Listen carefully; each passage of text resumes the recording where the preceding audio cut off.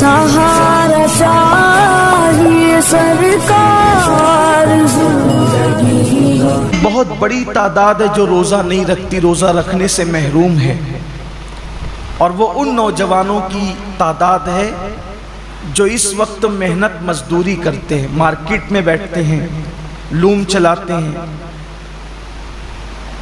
कारोबार करते हैं, और उनका उज़्र यह कि धूप बहुत है, तमाज़त बहुत है, शिद्दत बहुत है। वाकई मौसम तो गर्म है, कुछ रोज़े अप्रैल में होंगे और कुछ रोज़े मई में भी होंगे, बल्कि पूरा आखिरी अशरा मई में होगा। और गर्मी का और मेहनत का उज़्र पेश करके लोग रोज़ा छोड़ देते हैं।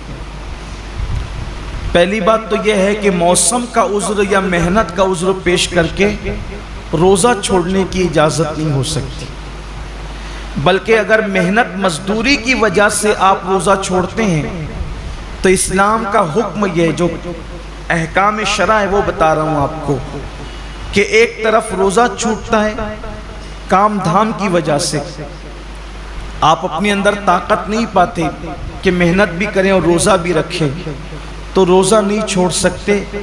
आपको शरीयत ये हुक्म देती है कि आप अपनी मसरूफियात कम कर दीजिए, आप काम शॉर्ट कीजिए, लेकिन रोज़ा आपको रखना है।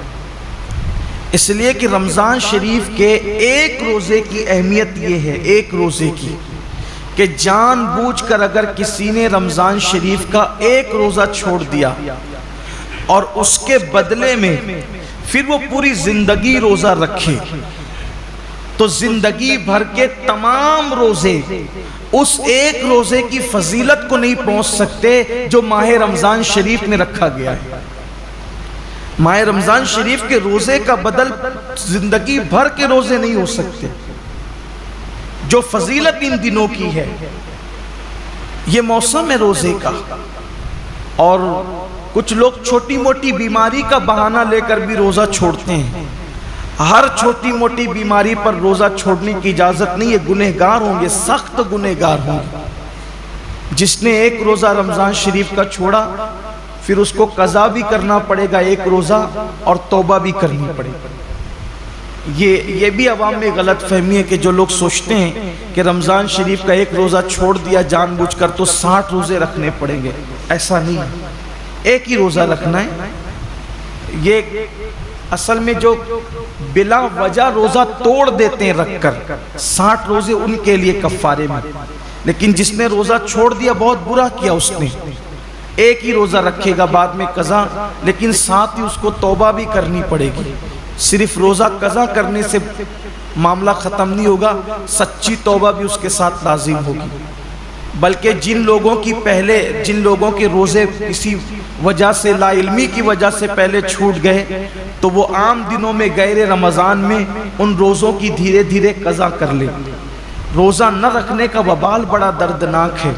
अल्लाह के रसूल सल्लल्लाहु अलैहि वसल्लम फरमाते हैं कि मैंने जब शबे मेराज जहन्नम का मुशाहिदा किया तो मैंने देखा कि कुछ लोगों के जबड़ों को आग की कैंची से काटा जा रहा है। मैंने पूछा, जिब्रील ये कौन लोग हैं? अर्ज़ किया, या रसूल अल्लाह सल्लल्लाहु अलैहि वसल्लम, ये आपकी उम्मत के वो लोग हैं जो माह रमज़ान शरीफ में रोज़े नहीं रखते थे।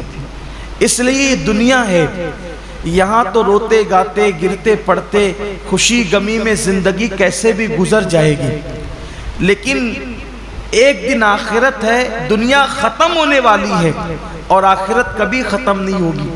आज अमल कर सकते हैं, इसकी अहमियत का अंदाज़ा नहीं है। जब इस अमल का सिला मिलेगा और अमल न करने पर सज़ा मिलेगी, तब इंसान पछताएगा कि काश मैंने इसका फ़ायदा उठाकर ज़िंदगी का कुछ नेकियां इकट्ठा कर ली होती, कुछ अमल कर लिया होता।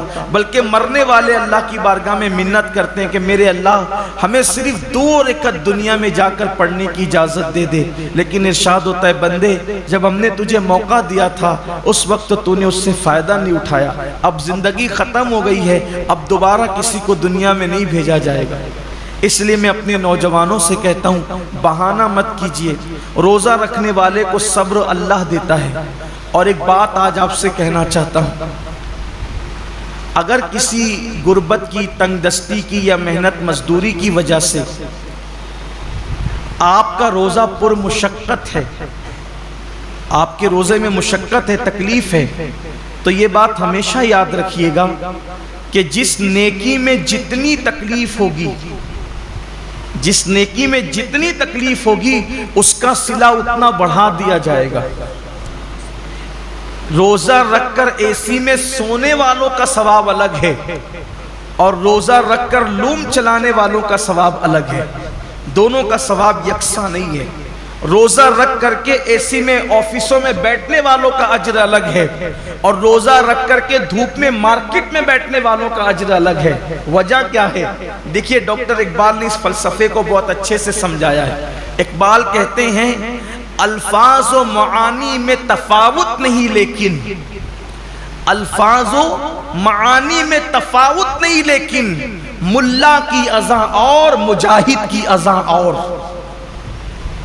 جو مسجد کے اندر کھڑے ہو کر کے اذان دیتا ہے اس کے الفاظ بھی وہی ہے، اور جو مسجد کے اندر اذان پڑے اس کا معنی بھی وہی ہے، اور جو جہاد کے صحرا میں اذان دے اس کا معنی بھی وہی ہے اور اس کے الفاظ بھی وہی ہے، لیکن جو اذان کا ثواب مسجد میں کھڑے ہونے والے مؤذن کو ملتا ہے وہ مجاہد کو نہیں ملتا، اس لیے کہ دونوں کی اذان میں بڑا فرق ہے۔ مؤذن کی اذان پر چند لوگ مسجد میں آتے ہیں اور مجاہد کی اذان پر پوری قوم کو اللہ کامیابی اور فلاح عطا فرماتا ہے، دونوں میں بڑا فرق ہے۔ اس لیے کہ یہ اذان پنکھوں کے سائے میں ہے، یہ اذان چھت کے سائے میں ہے، یہ اذان راحتوں میں ہے، اور وہ اذان مشقتوں اور تلواروں کے سائے میں، دونوں میں فرق ہے۔ تو اسی طریقے سے اقبال کی فکر سے روشنی لے کر کہہ رہا ہوں، اور حدیث پاک کہ جس نیکی میں جتنی مشقت اور تکلیف ہوگی اس کا صلہ اتنا بڑھا دیا جائے گا۔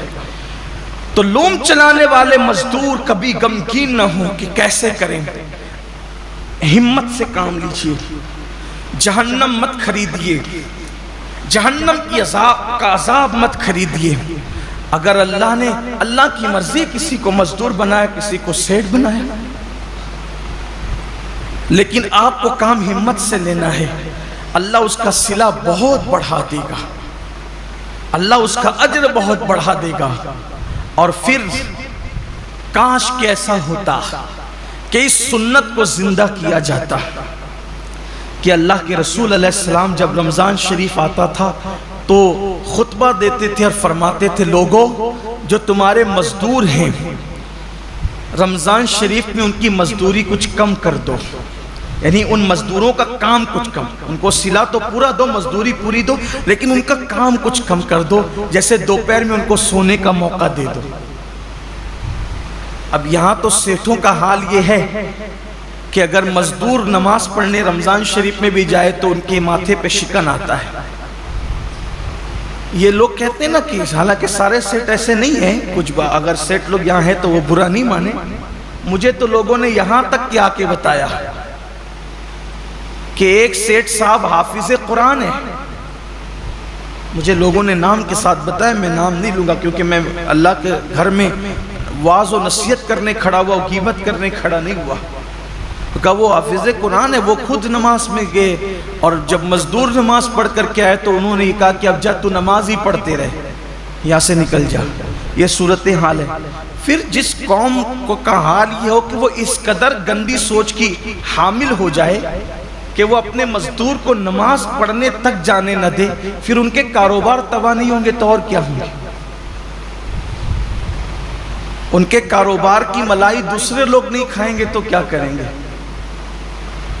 کل اور آج کے کاروبار میں کچھ فرق محسوس کرتے ہیں آپ؟ کل کی برکتوں میں اور آج کی برکتوں میں آپ کچھ فرق محسوس کرتے ہیں؟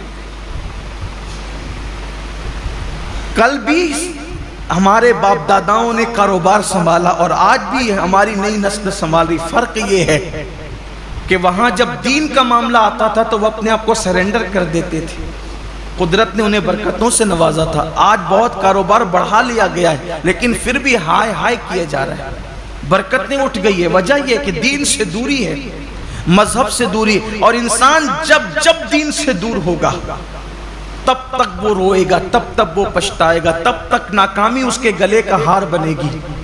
تو آئیے، اللہ رب العزت نے اتنا خوبصورت سا مہینہ ہمیں دیا ہے، اس لیے میری گزارش ہے کہ اس مبارک مہینے میں پہلے تو روزوں کا اہتمام کریں، اور جن کو چھوٹی موٹی بیماریاں ان سے بھی کہتا ہوں، بیماری کا بہانہ لے کے سر درد ہے، بخار آ گیا ہے، کورونا ہو گیا ہے، ان چیزوں کو لے کر کے آپ روزہ نہ چھوڑیں۔